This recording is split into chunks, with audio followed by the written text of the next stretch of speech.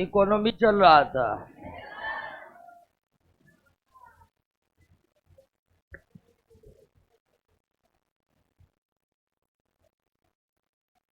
कहाँ तक हुआ था?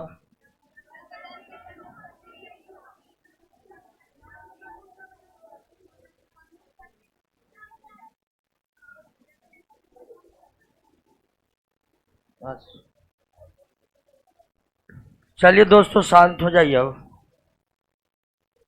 और कल के क्लास में हम चर्चा किए थे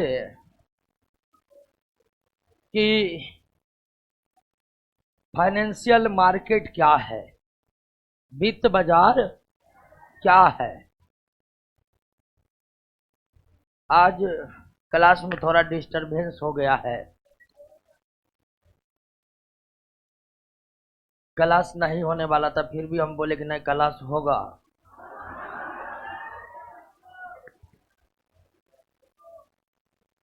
हम यहाँ भी आए तो मना किया जा रहा था क्लास के लिए, आ गए तो अब क्लास लेंगे। ठीक है, तो और लेट क्यों हुआ है हम थोड़ा पता कर रहे हैं कि लेट आखिर क्यों हुआ है। ठीक है, तो पिछले क्लास में हम ये समझे थे कि भारत में एक वर्ग ऐसा है जिनके पास बचत का पैसा पड़ा हुआ है। भारत में एक वर्ग ऐसा है जिसके पास बचत का पैसा पड़ा हुआ है। और वो वर्ग कौन है? वो वर्ग है परिवार, वो वर्ग है बैंक, वो वर्ग है बीमा कंपनियां, वो है विदेशी परिवार। क्योंकि हम परिवार में केवल भारत के परिवार को नहीं ले सकते हैं, विदेश के परिवार को भी लेंगे, क्योंकि भारत एक खुली अर्थव्यवस्था वाली देश है। और खुली अर्थव्यवस्था होने वाले देश में ऐसा मौका रहता है विदेशियों को भी कि अपने बचत का पैसा दूसरे देशों में उपयोग कर सके जहां खुली अर्थव्यवस्था है। तो भारत में एक तरफ परिवार है, बैंक है, बीमा कंपनियां हैं, विदेशी परिवार हैं जिनके पास बचत का पैसा पड़ा हुआ है।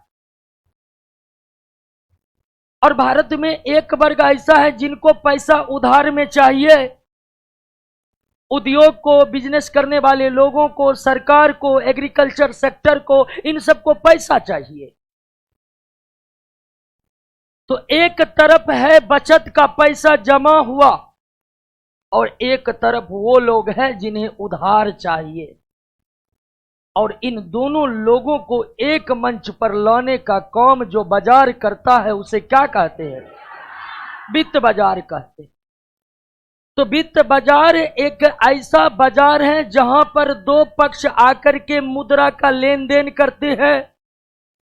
वित्त बाजार एक ऐसा बाजार है, दो पक्ष आकर के मुद्रा का लेन देन करते हैं और इससे फायदा दोनों को होता है। और वित्त बाजार में मुद्रा का लेन देन कैसे होगा? प्रतिभूतियों के माध्यम से। वेरी गुड, कौन बोले? वाह, आपका रिजल्ट पक्का है, हमको कोई शक नहीं है इनके रिजल्ट पर। ठीक है, तो वित्त बाजार में मुद्रा का लेन देन होता है प्रतिभूतियों के माध्यम से, प्रतिभूतियों के माध्यम से।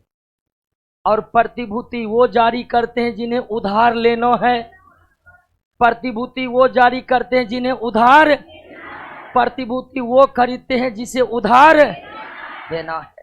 प्रतिभूति कागज का एक टुकड़ा है जिस पर वो सारे शर्त लिखे रहते हैं कि किस आधार पर पैसा लिया गया है, कब पैसा लौटाया जाएगा, कितना ब्याज या कितना कमीशन दिया जाएगा।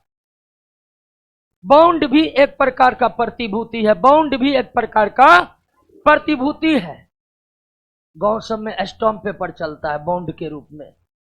ठीक है, मचान पर बात में बहस हो गया। ठीक है, तो हम खैनी नहीं खाते हैं, नहीं तुम खाता है।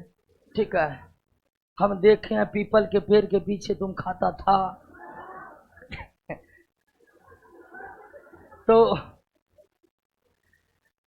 तो बात में गांव सब में बाउंड नहीं चलता, ज्यादा चलता है स्टाम्प पेपर। स्टॉम्प पेपर पर लिखने के लिए तैयार है, पूरा दिया दी जमीन मेरा होगा, ठीक है। तरह तरह के स्टॉम्प पेपर भी एक प्रकार का क्या है, प्रतिभूति। स्टॉम्प पेपर भी एक प्रकार क्या हो गया, प्रतिभूति हो गया, जिस शर्त के अनुसार बने। तो प्रतिभूति एक कागज का टुकड़ा है, कौन जारी करेगा, कौन खरीद करेगा, ये बात हम पिछले क्लास में चर्चा कर चुके थे। और वित्त बाजार कितने प्रकार के, मुद्रा बाजार और पूंजी बाजार। और वित्त बाजार के दो प्रकार भुगतान अवधि के आधार पर है। अगर उधार दिया जाने वाला पैसा 1 साल के भीतर लौटेगा तो समझिए वो मुद्रा बाजार है। उधार लिया गया पैसा 1 साल के बाद लौटेगा, पूंजी बाजार है। तो मुद्रा बाजार में जो लेन देन होते हैं उसका भुगतान 1 साल से पहले हो जाता है। और मुद्रा बाजार में दलाल की आवश्यकता नहीं पड़ती है। मुद्रा बाजार में प्रायः आम आदमी की भागीदारी नहीं होती है। बात समझ गए ना, क्योंकि मुद्रा बाजार में कोई भी लेन देन प्रायः 100 करोड़ के कम के नहीं होते हैं। तो एक विशेष परिवार का इस बाजार में भाग लेना संभव नहीं हो पाता है। और मुद्रा बाजार में कितने तरह की प्रतिभूति, 5 तरह की प्रतिभूति। आइए पहली प्रतिभूति पर, जिसका नाम है ट्रेजरी बिल। हिंदी में से कहते खजाना bill, treasury bill. Treasury bill इसे जारी करता है, जारी करता कौन होता है, सरकार होता है। कौन होता है, सरकार। सरकार का मतलब यहां केंद्र सरकार की बात हो रही है, राज्य सरकार की बात हो रही है। तो ट्रेजरी बिल के माध्यम से ऋण या उधार कौन लेते हैं, सरकार लेते हैं, केंद्र सरकार भी और राज्य सरकार भी। हालांकि स्थानीय सरकार को यह मौका नहीं है दोस्तों। अब जानते हैं भारत में 3 स्तर की सरकार है, केंद्र सरकार है, राज्य सरकार है और स्थानीय सरकार, जिसमें पंचायती राज और नगर निगम आते हैं या नगर पंचायत आते हैं, ठीक है, या नगर परिषद आते हैं। तो इस ट्रेजरी बिल को कौन जारी करता है, सरकार। हालांकि सरकार अपने तरफ से जारी नहीं करता, सरकार का काम यहां कौन करता है, आरबीआई। यानी ट्रेजरी बिल होता है सरकार का, उस पर सिग्नेचर राष्ट्रपति का। और उससे भी भारत सरकार का हर डॉक्यूमेंट पर किसका सिग्नेचर, राष्ट्रपति का सिग्नेचर होता है। लेकिन संविधान ने व्यवस्था बनाया हुआ है कि राष्ट्रपति प्रधानमंत्री के सलाह पर काम करेंगे। स्वाभाविक है कि प्रधानमंत्री जहां बोलेंगे राष्ट्रपति वहां पर स्टैम्प मारेंगे।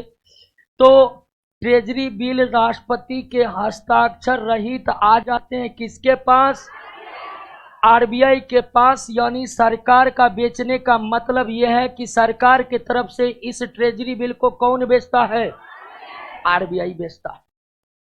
तो जब सरकार को अल्पकालीन ऋण की जरूरत होती है, सरकार को अल्पकालीन ऋण की जरूरत होती है, तो उसके लिए वे क्या जारी करते हैं, ट्रेजरी बिल जारी करते हैं। सरकार द्वारा ट्रेजरी बिल जो जारी होता है वो किसके द्वारा बेचा जाता है, आरबीआई के द्वारा बेचा जाता है, आरबीआई के द्वारा बेचा जाता है। और आरबीआई से बेचने का सूचना कैसे देता है, अखबार के द्वारा। किसके द्वारा, अखबार के द्वारा या अपना वेबसाइट पर। जब भी सरकार को ट्रेजरी बिल बेचना है तो ट्रेजरी बिल पर राष्ट्रपति हस्ताक्षर करेंगे। सारा ट्रेजरी बिल किसके पास आ गया, अब आरबीआई के तरफ, सरकार के तरफ से ट्रेजरी बिल बेचने का काम कौन करेगा। जब भी आरबीआई को ट्रेजरी बिल बेचना होता है तो वो इसकी सूचना कहाँ देता है, अखबारों में देता है। और कहाँ देता है, वेबसाइट पर देता है। और इसका खरीद करता है, इसकी खरीद करता है प्रायः कौन, बैंक। इसकी खरीद करता है कौन, बीमा कंपनी। इसकी खरीद करता है कोई अन्य वित्तीय संस्था, कोई अन्य वित्तीय संस्था। अन्य वित्तीय संस्था में जैसे आ गया आयात निर्यात बैंक का नाम सुने ही है, आयात निर्यात बैंक है, भारतीय औद्योगिक बैंक है, ये सब बड़े बैंक है, ये सब इसके खरीद करते हैं। क्लियर हो गया? तो ट्रेजरी बिल जारी कौन करता है और इसकी खरीद कौन करता है? बैंक, बीमा कंपनियां या फिर अन्य वित्तीय संस्था। अब ध्यान दीजिए, जैसे ही बैंक, बीमा कंपनी ट्रेजरी बिल को खरीदेगा, पैसा किसके पास? आरबीआई से पैसा, और ये सब ट्रेजरी बिल को अपने पास रख लेगा, जो प्रूव होगा कि हाँ हमने सरकार को पैसा दिया है। क्लियर हो गया? तो ट्रेजरी बिल सरकार अल्पकालीन ऋण की आवश्यकता को पूरी करने के लिए जारी करता है। ट्रेजरी बिल सरकार अपने अल्पकालीन ऋण की आवश्यकताओं को पूरा करने के लिए जारी करता है। ट्रेजरी बिल राष्ट्रपति द्वारा हस्ताक्षरित होते हैं और इन्हें सरकार के तरफ से बेचने का काम आरबीआई करता है। आरबीआई ट्रेजरी बिल बेचने के लिए अखबारों में और अपने वेबसाइटों पर विज्ञापन देते हैं। उन विज्ञापन को देखकर प्रायः ट्रेजरी बिल की खरीद कौन करते हैं? बैंक और बीमा कंपनियां खरीद करते हैं। बैंक और बीमा कंपनियां इस ट्रेजरी बिल की खरीद करते हैं। अब ट्रेजरी बिल बहुत ही तरल प्रकृति के होते हैं, बहुत तरल, खरीदने के लिए मारा मारी हो जाता है। बात समझे कि नहीं समझे? यानी न बिकने का कोई चांस, तुरंत बिकेगा। अब कहिए काहे? तो पैसा कौन लेगा? तो डूबने का खतरा जीरो, डूबने का खतरा जीरो। अगर सरकारें आपसे पैसा उधार ले रहा है तो वो भागकर लंदन जाएगा? मान लीजिए हम नीरव मोदी को पैसा दे दिए, भाग गया लंदन, अब हम क्या करें? कुछ नहीं, बैठे रहेंगे। लेकिन अगर आप सरकार को उधार दे रहे हैं, वो उधार पूरी तरह से सुरक्षित है, उसमें डूबने का 1% भी खतरा नहीं है, क्योंकि सरकार स्वयं उधार लिया है। सरकार को लौटाने में कोई दिक्कत नहीं है, क्योंकि सरकार के पास ढेर सारे साधन होते हैं। एक दिन पेट्रोल पर 1 रुपए कर बढ़ा देगा, बिक्री कर 1 रुपए से। सरकार अगर पेट्रोल पर बिक्री कर अभी 8 रुपये ले रहा है, उसको बढ़ाकर 9 कर देगा, तो एक ही दिन में जो है 500-700 करोड़ एक्स्ट्रा कमा लेगा। इतना कमाने का जरिया है। 1 रुपये बढ़ता है कोई टैक्स तो सरकार के खजाने में करोड़ों आ जाते हैं। तो ट्रेजरी बिल में लगाया हुआ पैसा डूबने का खतरा। और अगर जो कमीशन बोल रही है सरकार कि हम ट्रेजरी बिल पर इतना कमीशन देंगे, तो वो भी अपने वादे पर क्या रहेगा? कायम रहेगा। वादे से मुकरने और पैसा लेकर भाग जाने का स्थिति है यहाँ पर। इसीलिए ट्रेजरी बिल जारी होते ही तुरंत बिक जाता है। कभी बैंक आपस में झगड़ पड़ते हैं कि सारा ट्रेजरी बिल एसबीआई खरीद लिया, पीएनबी को हाथ भी नहीं लगा, तरह तरह की बातें चलने लगती है। ऐसा इसलिए कि इसमें निवेश सुरक्षित होता है। इसमें निवेश, तो बैंक को, बीमा कंपनी को, अन्य वित्तीय संस्थानों को सुरक्षित पैसा कमाने के लिए होड़ लगा हुआ है। और इनके पास पैसा की कोई कमी है जी? लोगों के पास बचत का ढेर पैसा इसके पास पड़ा रहता है। उन्हीं पैसा से ये ट्रेजरी बिल खरीदते हैं, जिससे इनकी कमाई होती है। और इनकी कमाई होगी तो ये अपने ग्राहकों को भी ज्यादा मुनाफा देने का कार्य करेंगे। क्लियर हो गया? अब ट्रेजरी बिल का भुगतान अवधि जो होता है दोस्तों, यानी सरकार ट्रेजरी बिल के द्वारा पैसा लिया तो लौटाएगा जी। ये बात तो अब जोड़ नहीं कि पैसा 1 साल से पहले ही लौटेगा, क्योंकि यह मुद्रा बाजार की प्रतिभूति है। जो भी पैसा लेगा वो 1 साल से पहले लौटाएगा। 1 साल से पहले लौटाएगा तो इसका भुगतान अवधि होता है कितना? 14 दिन या 91 दिन या 182 दिन या 300, यानी 365 से एक कम होगा, तो 1 वर्ष से कम भी कह सकते हैं। तो ट्रेजरी बिल या तो 14 दिन के लिए जारी होता है। ट्रेजरी बिल के द्वारा पैसा लिया, 14 दिन बाद सरकार लौटा दिया। तो या तो 14 दिन के लिए होता है या 91 दिन के लिए होता है या तो ट्रेजरी बिल कई तरह के 14 दिन वाला ट्रेजरी बिल, 91 दिन वाला ट्रेजरी बिल, 182 दिन वाला ट्रेजरी बिल और 364 दिन वाला ट्रेजरी बिल। प्रायः होता क्या है कि नई सरकार ज्यादा दिन वाला ट्रेजरी बिल जारी करता है, नई सरकार ज्यादा दिन वाला ट्रेजरी बिल जारी करता है, लेकिन वो सरकार जो अब 1 वर्ष बाद ही जाएगी कहाँ, चुनाव में जनता से वोट मांगने, तो वो सोचता है कि 1 साल बाद तो चुनाव हो जाएगा, हम ट्रेजरी बिल जारी करेंगे तो ये अगला सरकार पर लौटाने का दायित्व आ जाएगा, इससे हमारी छवि खराब हो सकती है, तो वो कितने दिन के लिए जारी करेगा, 182 दिन। लेकिन अभी अभी सरकार बनी है, 5 साल ये रहेगा, एकदम ट्रेजरी बिल जारी करो, कितना दिन का, 300।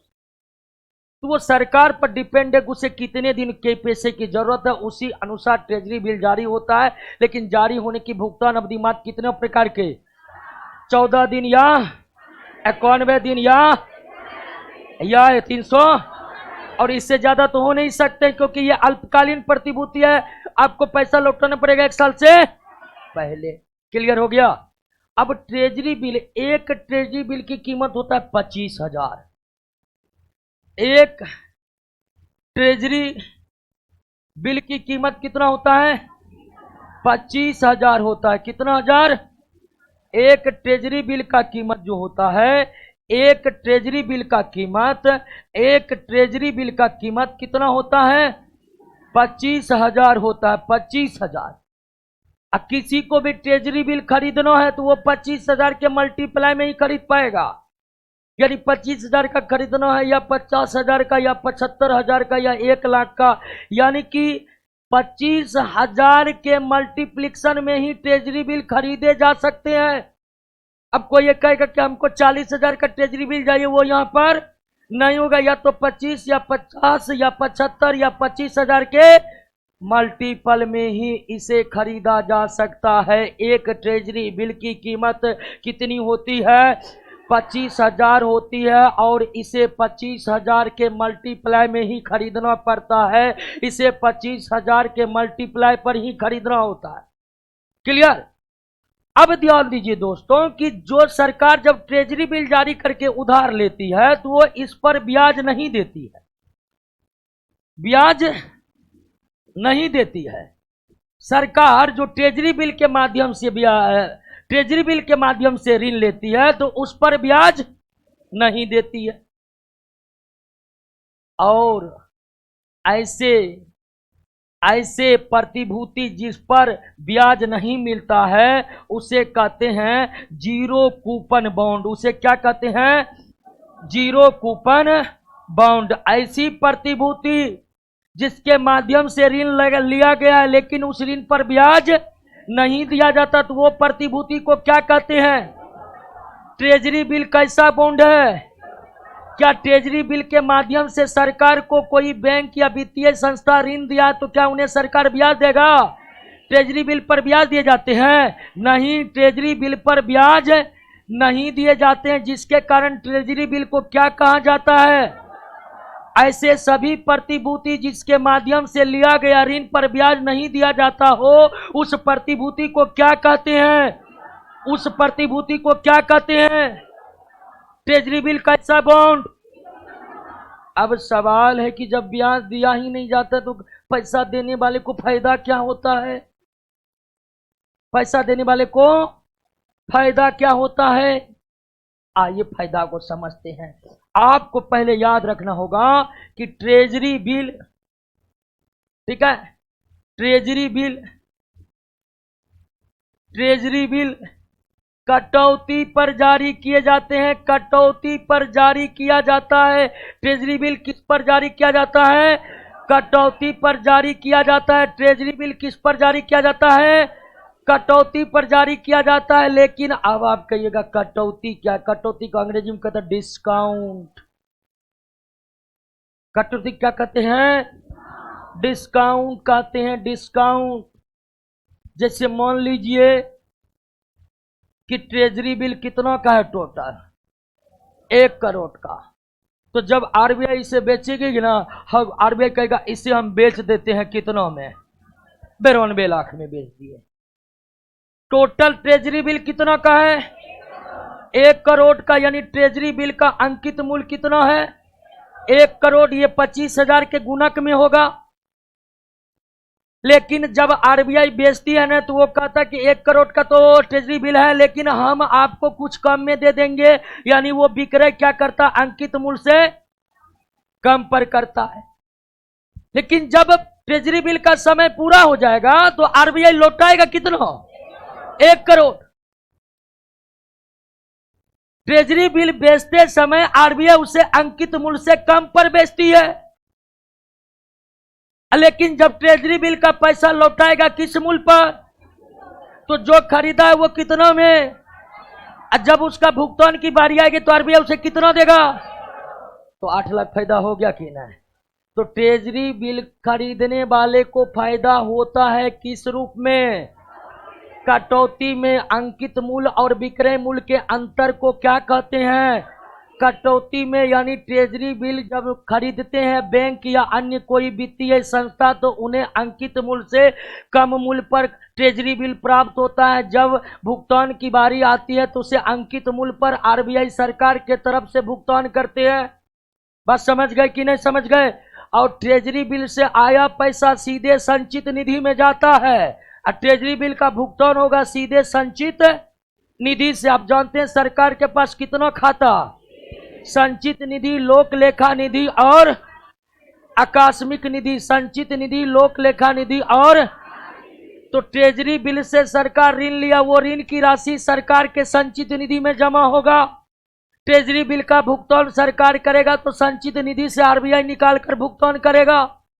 तो ट्रेजरी बिल का पैसा किस खाते में जमा होता है, सरकार के संचित निधि खाते में जमा होता है, सरकार के संचित निधि खाते में जमा होता है। ट्रेजरी बिल का भुगतान भी सरकार के किस खाते से, सभी के जहां जमा होगा वहीं से निकाल कर भुगतान होगा। बात क्या है, तो खरीदने वाले को फायदा किस रूप में,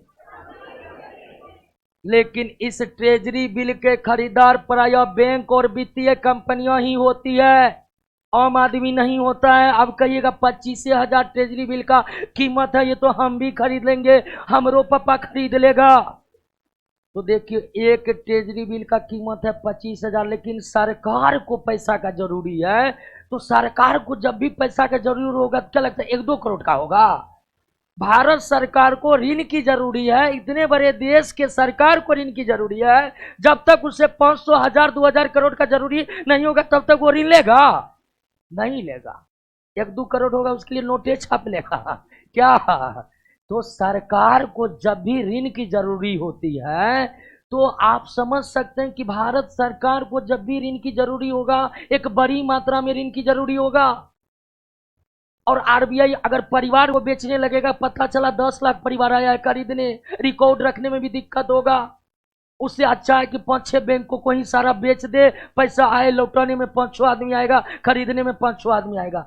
अगर आम आदमी को बेचने लगेगा, आरबीआई के पास लंबा लाइन लगा हुआ, क्या हो रहा है जी, ट्रेजरी बिल खरीदना है, और सरकार को 500 करोड़ का जरूरी है, पता चलेगा लोगों से वसूलने में 1 महीना लग गया है। अगर 14 दिन वाला ट्रेजरी बिल है तो क्या होगा उसका, अभी कौन करेगा जल्दी। इसीलिए ट्रेजरी बिल सरकार खुद चाहता है कि ट्रेजरी बिल तुरंत बिक जाए, बड़े बड़े बैंक ही आकर सारा ले जाए। अब सरकार का अपने बैंक है, 12 बैंक सरकार का खुद अपना है, सीधे सरकार अपने बैंक को फोन लगा देगा, क्या तो जाओ ट्रेजरी बिल जारी करे, तुम ही खरीद लो, जल्दी जाओ, सारा फायदा तुम ही को होगा। तो आरबीआई बेचती है ना, उसमें भी प्राथमिकता देती है कि पहले सार्वजनिक क्षेत्र के बैंकों को बेचा जाए, क्योंकि सरकार कटौती का जो पैसा प्रॉफिट में दे रहा है वो भी किसका हो जाएगा, सरकार का अपने बैंक का हो जाएगा। तो प्राथमिकता होती है दोस्तों ट्रेजरी बिल बेचने में आरबीआई का कि वे सार्वजनिक क्षेत्र के बैंकों को ही सारा ट्रेजरी बिल दे दे। बात समझ गए ना, ताकि सारा फायदा किसके पास रह जाए। अब हमको लगता है ट्रेजरी बिल के संबंध में आपको कोई कंफ्यूजन नहीं रहा होगा, है, समझ गए ना। आइए एक बार और समझते हैं।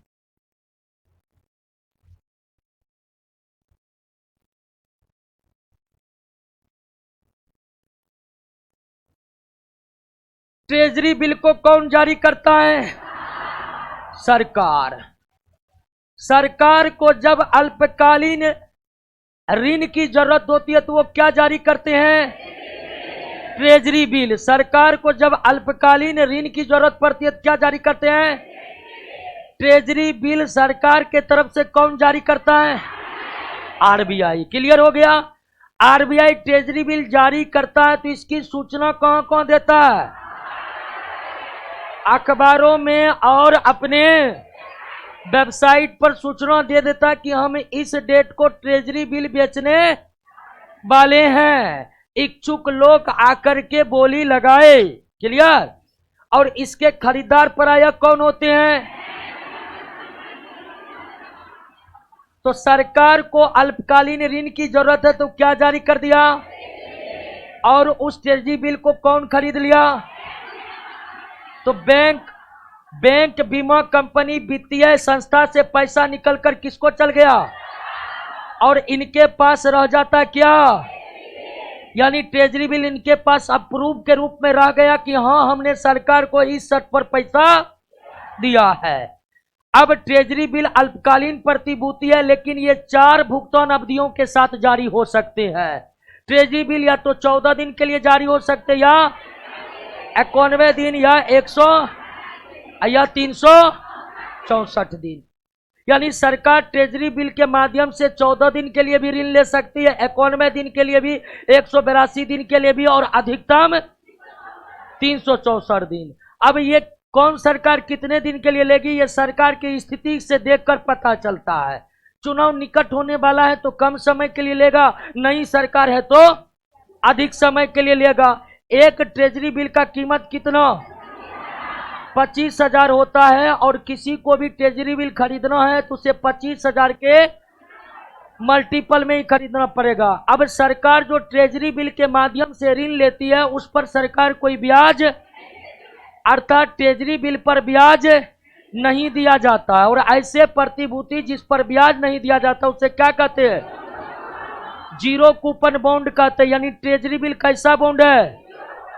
लेकिन ट्रेजरी बिल को किस पर जारी किया जाता है? कटौती पर जारी किया जाता है। किस पर जारी किया जाता है? कटौती पर जारी किया जाता है। ट्रेजरी बिल के अंकित मूल्य और उसके विक्रय मूल्य के अंतर को, यानी जितना रुपए का ट्रेजरी बिल होता है उससे कंपनी आरबीआई उसे बेच देते हैं, लेकिन जब भुगतान की बारी आती है तो भुगतान किस पर किया जाता है?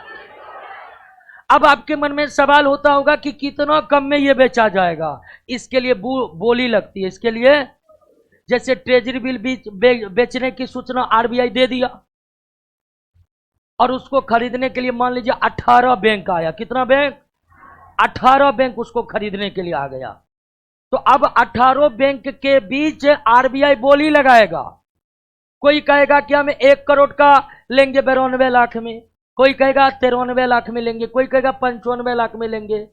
तो जिसका कटौती कम से कम होगा आरबीआई उसको सारा बेच देगा। मान लीजिए पीएनबी आया, वो बोली लगाया कि 1 करोड़ हम कितना में लेंगे? 92 में लेंगे। फिर एसबीआई आएगा, नहीं 1 करोड़ हम कितना में लेंगे? तो 95 में लेंगे। तो कटौती घटते जाएगा, मूल्य बढ़ते जाएगा। तो जिसका कटौती सबसे कम होगा आरबीआई उसी को ट्रेजरी बिल बेचेगा। बात समझ गए ना? तो ट्रेजरी बिल खरीदने के इच्छुक सभी बैंक, वित्तीय संस्थाओं को बीच आरबीआई बोली लगवा देता है, और उस बोली में जिसकी कटौती कम से कम होती है सारा ट्रेजरी बिल उसको स्थानांतरित कर दिया जाता है। सारा ट्रेजरी बिल उसको स्थानांतरित कर दिया जाता है। क्लियर हो गया? बात समझ गए? ट्रेजरी बिल में कोई कंफ्यूजन? बात समझ गए? कोई दिक्कत नहीं ना? पढ़िए तो एक बार ट्रेजरी बिल को। ऑनलाइन वाले दोस्तों, क्या ट्रेजरी बिल के संबंध में कॉन्सेप्ट क्लियर हुआ?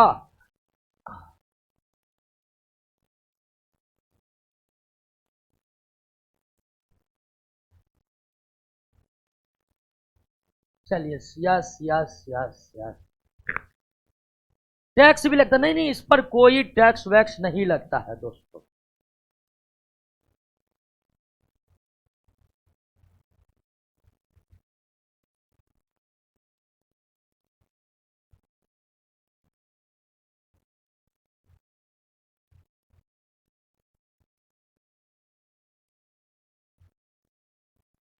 एक क्वेश्चन आ रहे हैं कि फायदा क्या होगा? फायदा क्या होगा? कटौती।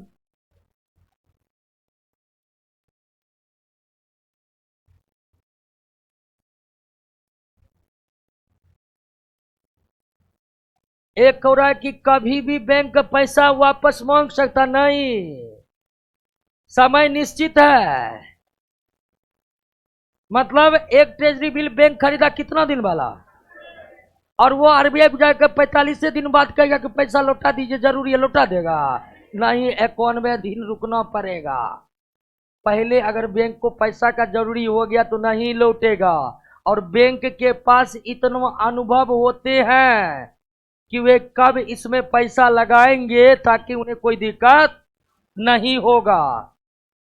कोई कंपनी इसे खरीद सकता है नहीं, कंपनी तो प्रायः खरीद तो सकते हैं, लेकिन प्रायः कंपनी को खरीदने के लिए आमंत्रित नहीं किया जाता है, ठीक है ना। वर्तमान में कुल 21 है, कितने संस्था हैं? 21 संस्था। सबसे पहले ट्रेजरी बिल खरीदने के लिए लाइसेंस लेना पड़ता है, किससे? आरबीआई से। कोई भी संस्था, चाहे वो बैंक हो या कोई और संस्था हो, वो ट्रेजरी बिल खरीद में भाग लेना चाहता है, बोली लगाना चाहता है, तो पहले उसे आरबीआई से लाइसेंस लेना पड़ेगा। वर्तमान में कुल 21 संस्था को आरबीआई लाइसेंस दिया हुआ है। वहीं 21 संस्था ट्रेजरी बिल को खरीद सकते हैं। बात समझ गए कि ना? और 21 संस्था में 12 सिर्फ बैंक है, 12 सिर्फ बैंक ही है। तो ट्रेजरी बिल कंपनी खरीद नहीं सकता है। ट्रेजरी बिल खरीदने से पहले आरबीआई से लाइसेंस लेना पड़ता है। वर्तमान में कुल कितने लाइसेंस आरबीआई के तरफ से इशू किए गए हैं? 21 लाइसेंस इशू है, जिसमें 12 बैंक है और बीमा कंपनियां है कुछ, ठीक है ना। और थोड़ा ब्रॉड में समझिएगा कि ऋण ले रहा है सरकार, कटौती भुगतान करेगा कौन? सरकार। तो वो चाहेगी कि नहीं कि पहले अपने लोगों को फायदा पहुंचाए, इसलिए वो आरबीआई की कोशिश रहती है कि ट्रेजरी बिल बैंक ही खरीद ले। कौन खरीद ले? बैंक ही खरीद ले, सार्वजनिक क्षेत्र के बैंक ही खरीद ले। ध्यान दे रहे हैं कि नहीं? अब आए दूसरे प्रतिभूति पर, समझ रहे हैं ना? बहुत हमको लगता है कि पहली बार आप लोग है कि बेहतरीन तरीके से समझे। सही बोल रहे हैं। इतना इकोनॉमी पढ़ा है, जब ये चैप्टर पढ़ाते हैं इधर से नींद लग जाता, सर क्या हो रहा है, क्या है, ठीक है। अब स्वाभी के जो कॉमर्स रखकर पढ़ा है वो तो जानता है सब बात, या नहीं भी जानता है तो जब हम बताएंगे वो पूरी तरह समझेंगे। लेकिन जिसका बैकग्राउंड साइंस है, आर्ट्स है, उसको समझने में दिक्कत हो जाता है। लेकिन आप लोगों को लगता है कोई दिक्कत नहीं, वो पूरा समझ गए हैं, है ना। ट्रेजरी बिल पर कितना % सरकार ब्याज देती है? चलिए, ब्याज देती ही। ट्रेजरी बिल कैसा बॉन्ड है? जीरो कूपन बॉन्ड है, जीरो कूपन। अल्पकालीन ऋण की आवश्यकता के लिए ट्रेजरी बिल कौन जारी करता है? सरकार जारी करता है। कौन? ट्रेजरी बिल के द्वारा लिया गया ऋण सरकार के किस खाते में जमा होते हैं? ट्रेजरी बिल की भुगतान अवधि के आधार पर कितने प्रकार के? 14 दिन, 91 दिन, 182 दिन। आइए दोस्तों, अगला मुद्रा बाजार के अगला प्रतिभूति दूसरा commercial paper. Commercial paper, commercial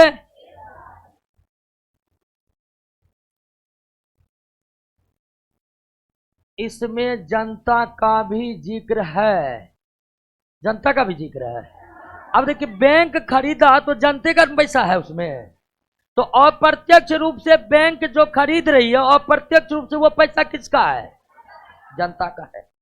बात समझ रहे ना? आइए दूसरा प्रतिभूति पर। दूसरा प्रतिभूति कॉमर्शियल पेपर, क्लियर। चलिए, कॉमर्शियल पेपर के जारी करता होते हैं अच्छी साख वाली कंपनी। कॉमर्शियल पेपर कौन जारी करते हैं? अच्छी साख वाली। साख को अंग्रेजी में कहते हैं क्रेडिट, और क्रेडिट का मतलब होता है विश्वास। मतलब वो कंपनी जिस पर लोगों का विश्वास बहुत अच्छा से बना हुआ है। जैसे भारतीय अर्थव्यवस्था में Tata company, Mahindra company, Godrej company, ठीक है, ये सब कंपनी कैसी कंपनी है? अच्छी साख वाली कंपनी है, ठीक है ना। टाटा कंपनी हो गया, महिंद्रा कंपनी हो गया, गोदरेज हो गया, ये सब भारत की ऐसी कंपनियां हैं जिस पर लोगों को विश्वास बना हुआ है, जिस पर लोगों को विश्वास बना हुआ है। लोग जान रहे हैं कि ये कंपनियां अच्छा प्रोडक्ट बनाती है, और सालों साल ये कंपनी सिर्फ ग्रोथ किया है, जनता के विश्वास पर खरा उतरा है। ये कंपनी पिछले 30, 40, 50 सालों से कभी घाटे में नहीं गया है। तो हम कहेंगे कि ये कंपनी कौन सी कंपनी है? वही ओला कंपनी जारी कर सकता है? ओयो कंपनी जारी कर सकता है? नहीं। अगर ओला ओयो जैसी कंपनी से जारी करेगा, सरकार रोक देगा कि तुम जारी है, फिर हल्ला करे। हल्ला काहे कर रहे? क्लियर? तो ओला कंपनी या ओयो कंपनी अगर जारी भी करने की कोशिश करेगा तो सरकार कहेगा नहीं, तुम नहीं कर सकता इसे जारी, या वो कर भी देगा तो कोई इसे खरीदेगा नहीं। क्लियर? तो कॉमर्शियल पेपर नामक अल्पकालीन प्रतिभूति के माध्यम से प्रायः कौन ऋण लेते हैं? अच्छी साख वाली कंपनी को जब अल्पकालीन ऋण की जरूरत पड़ती है, अच्छी साख वाली कंपनी जैसी टाटा, महिंद्रा, अशोक लीलैंड, गोदरेज जैसी कंपनियों को अल्पकालीन ऋण की जरूरत पड़ती है, तो वो इसके लिए क्या जारी करते हैं? कॉमर्शियल पेपर जारी करते हैं। क्या जारी करते हैं? और ये कंपनियां कॉमर्शियल पेपर जारी किया है, इसकी सूचना वो अखबारों, अपने वेबसाइट पर और प्रमुख चार्टर अकाउंटेंट के फर्म को देते हैं। समझे? रुपयों का लेन देन या टैक्सेशन के कार्य में जो जिनके पास बहुत ज्यादा विशेषज्ञता हासिल होता है वो है सीए चार्टर। बड़े बड़े चार्टर अकाउंटेंट के फर्म होते हैं। क्या? जैसे एक फर्म है उससे 20 चार्टर अकाउंटेंट जुड़े हुए हैं, देश के बड़े बड़े, ठीक है ना। हर कंपनी को, चाहे वो पब्लिक लिमिटेड कंपनी हो या प्राइवेट लिमिटेड कंपनी हो, कंपनी अधिनियम 1956 के अंतर्गत ये प्रावधान है कि हर कंपनी को चार्टर अकाउंटेंट रखना पड़ेगा। तो कंपनी कमर्शियल पेपर जारी करती है तो इसकी सूचना उसके चार्टर अकाउंटेंट को, और वो चार्टर अकाउंटेंट देश भर के चार्टर अकाउंटेंट को ये सूचना दे देती है कि हमारी कंपनी ने कॉमर्शियल पेपर जारी किया है, कोई इच्छुक लोग हैं तो उनको भेज दीजिए। दूसरा, कॉमर्शियल पेपर जारी करने की सूचना प्रमुख अखबारों में दिया जाता है। कॉमर्शियल पेपर जारी होने की सूचना कंपनी अपने ऑफिशियल वेबसाइट पर भी दिया करती है। तो हर जगह बता दिया कि हाँ, कॉमर्शियल पेपर हम जारी कर रहे हैं। अब इसके खरीदार जो होते हैं, इसके जो खरीदार होते हैं वो भी प्रायः कौन होते हैं? बैंक होते हैं, बीमा कंपनी होती है, या कोई अन्य वित्तीय। तो कंपनी द्वारा जारी कॉमर्शियल पेपर के प्रायः खरीदार कौन होते हैं? बैंक होते हैं, बीमा कंपनियां होते हैं, या अन्य कोई वित्तीय संस्था इसके खरीदार होते हैं। अब ये लोग खरीदा तो पैसा किसके पास चला गया? और इन सब के पास क्या रह गया? कॉमर्शियल पेपर रह गया प्रूफ के रूप में कि हाँ, हम इस कंपनी को पैसा दिए हैं, पैसा का लेन देन हो गया। इनको पैसा की जरूरी है तो ये जारी किया कौन? इनके पास बचत का पैसा रखा हुआ है तो ये खरीद लिए क्या। और कॉमर्शियल पेपर के खरीद बिक्री होने में बैंक बीमा कंपनियों से पैसा चला गया किसके पास, और इनके पास कॉमर्शियल पेपर प्रूफ के रूप में रह गया, प्रूफ के रूप में रह गया। क्लियर हो गया, बात समझ गए। तो कॉमर्शियल पेपर के जारीकर्ता कौन है, या कॉमर्शियल पेपर के माध्यम से कौन ऋण लेते हैं, कॉमर्शियल पेपर के प्रायः खरीदार कौन होते हैं। क्लियर। अब यह जो है कॉमर्शियल पेपर ब्याज पर भी जारी होता है, ब्याज पर भी जारी होता है, और साथ साथ कटौती पर भी जारी होता है, कटौती पर भी जारी होता है। कॉमर्शियल पेपर पर या तो कंपनियां ब्याज दे सकती है या फिर क्या दे सकती है। अब कंपनियां ब्याज देने का इच्छुक है या कटौती देने का इच्छुक है, वो कंपनियां खुद तय करती है, और ज्यादातर स्थिति में कंपनियां कटौती देना ही प्रीफर करती है, ज्यादातर कंपनियां कटौती देना ही प्रीफर करती है, ब्याज देना नहीं। क्योंकि ब्याज अगर देगा तो बीच बीच में ब्याज देना पड़ेगा 2 महीने 3 महीने के अंदर, लेकिन कटौती पर जारी किया है तो कटौती उस समय देना पड़ेगा जिस समय कंपनी लौटाना चाहेगा। तो कॉमर्शियल पेपर तो जीरो कूपन बॉन्ड नहीं है, क्योंकि कॉमर्शियल पेपर ब्याज पर भी जारी किए जा सकते हैं। कंपनियां कह सकती कि हम 2 या 3 या 4% ब्याज देंगे, मासिक या वार्षिक, जैसा कंपनी चाहे, लेकिन कंपनियां प्रीफर किसको करती है, कटौती को, क्योंकि इसमें कटौती का रकम एक के बार कंपनी को तब देना होगा जब कंपनी लौटाने के लिए अब तैयार है। ठीक है। अब कॉमर्शियल पेपर की भुगतान अवधि, कॉमर्शियल पेपर की भुगतान अवधि, कॉमर्शियल पेपर की भुगतान अवधि न्यूनतम कितना दिन और अधिकतम 1 वर्ष, न्यूनतम 15 दिन के लिए, अधिकतम 1 वर्ष। इसी बीच के किसी समय तक जारी किया जा सकता क्या, कॉमर्शियल पेपर। क्लियर हो गया। और एक कॉमर्शियल पेपर का मूल्य होता है 5 लाख, एक कॉमर्शियल पेपर का मूल्य 5 लाख होता है। एक कॉमर्शियल पेपर का मूल्य, एक ट्रेजरी बिल का मूल्य, एक कॉमर्शियल पेपर का मूल्य, एक ट्रेजरी बिल का मूल्य। क्लियर हो गया, बात समझ गए।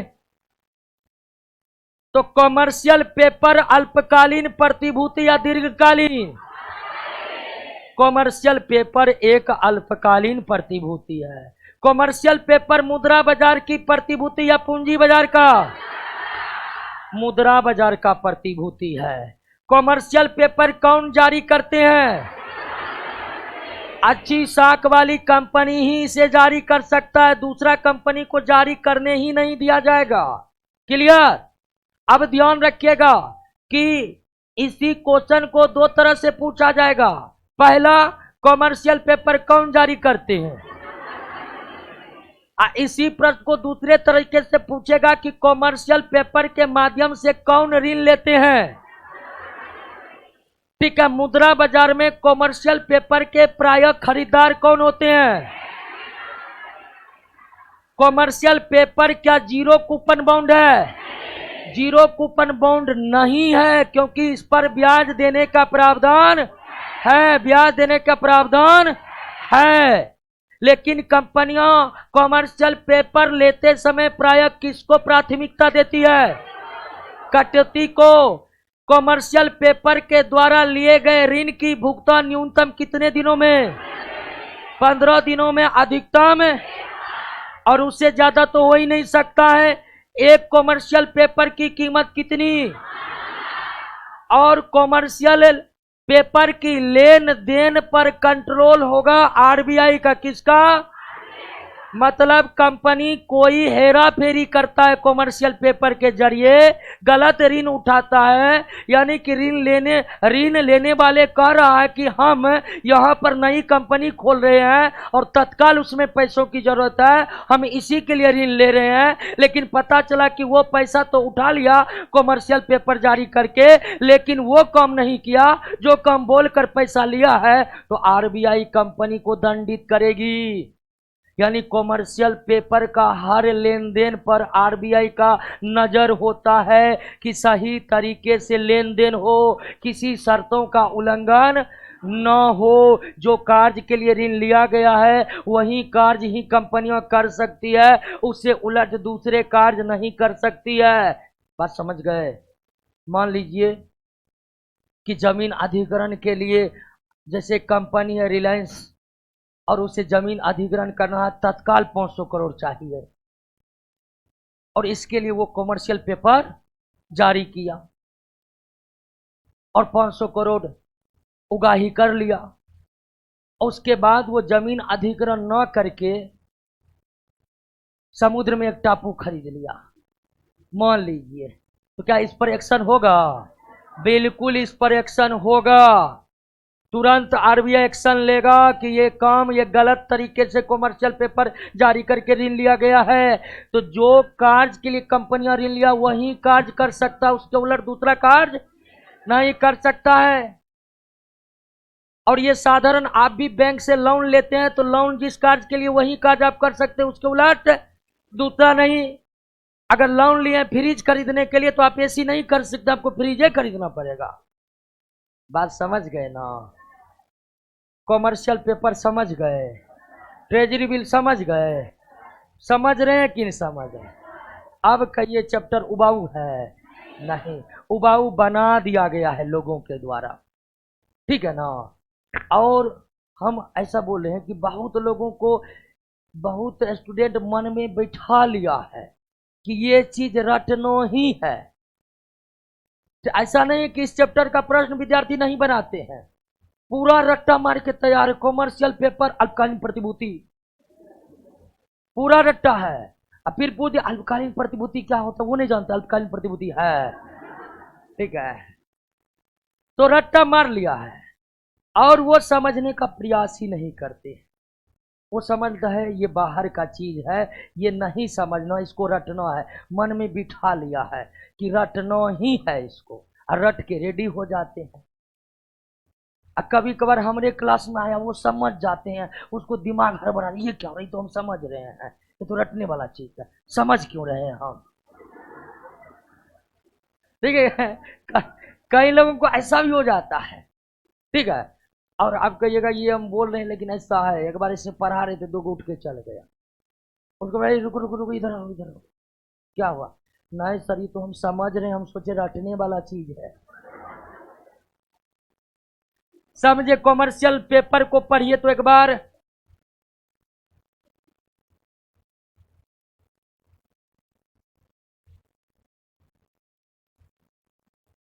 पंद्रह से 12 महीनों के बीच कोई भी तिथि हो सकता है भुगतान अवधि का।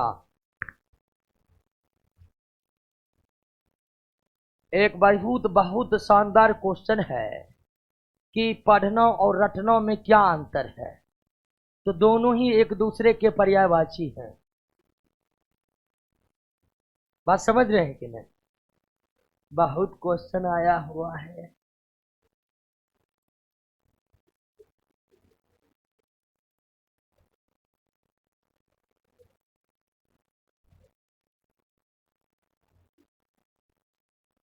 अच्छा, आरबीआई के लेखा वर्ष को लेकर प्रश्न है, ये तो बदल चुका है।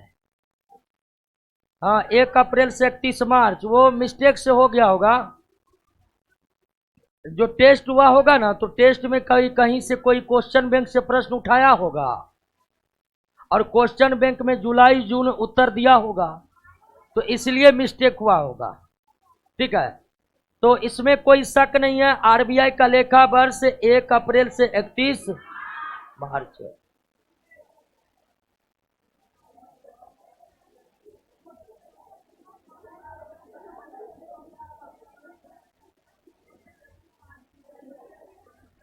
एक क्वेश्चन आया है कि क्या विदेशी बैंक ट्रेजरी बिल खरीद सकते हैं?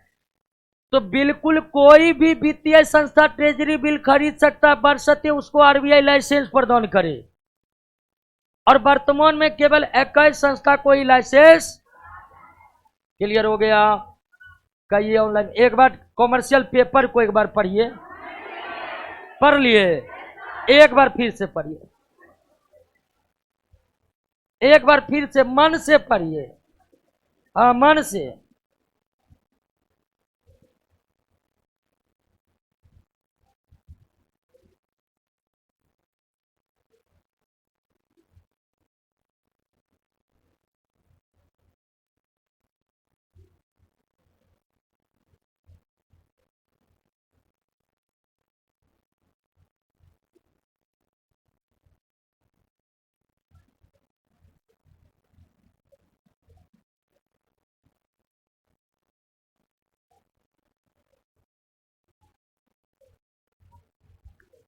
अब देखिए एक क्वेश्चन आ रहा है कि आपको कैसे याद है।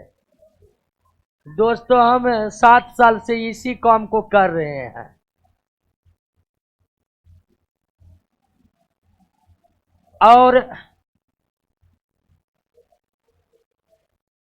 और क्लास लेने से पहले से बहुत को लग रहा है कि हमको इतना काहे याद है। तो हमको इतना याद है, इसका पहला कारण हम लंबे समय से यही काम कर रहे हैं। याद रहने का सबसे बड़ा कारण ये है कि लंबे समय से यही कर रहे हैं और इतना ही कर रहे हैं। समझ रहे हैं ना? तो आप स्वाभाविक रूप से आप भी समझ सकते, किसी चीज को बार बार करने से वो चीज आपके लिए क्या हो जाता है, आसान। तो मेरे साथ यही हुआ। और दूसरा, हर क्लास लेने से पहले क्लास की तैयारी करनी पड़ती है। आप भी कोई टीचिंग करियर में रहे होंगे या भविष्य में आप चाहते हैं कि टीचिंग करियर ही अपना पेशा बनाए, तो ये बात ध्यान ले दीजिए कि 1-2 घंटे के क्लास के लिए 3-4 घंटे अगर आप पढ़ते हैं तब ही आप बेहतरीन क्लास ले सकते। बात समझ रहे हैं ना?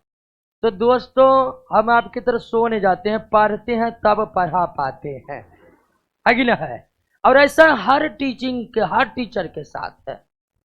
ठीक है, जिसके साथ नहीं है तब वो बेहतर लंबे समय तक टिक नहीं पाएगा, विद्यार्थी फूंक देगा, उड़ जाएगा। आइए दोस्तों, एक क्वेश्चन आ रहा, तरलता का अर्थ क्या है? तरलता का अर्थ कल के क्लास में बताए ना। अच्छा फिर से बता देंगे। आते हैं, मुद्रा बाजार की तीसरी प्रतिभूति किस पर?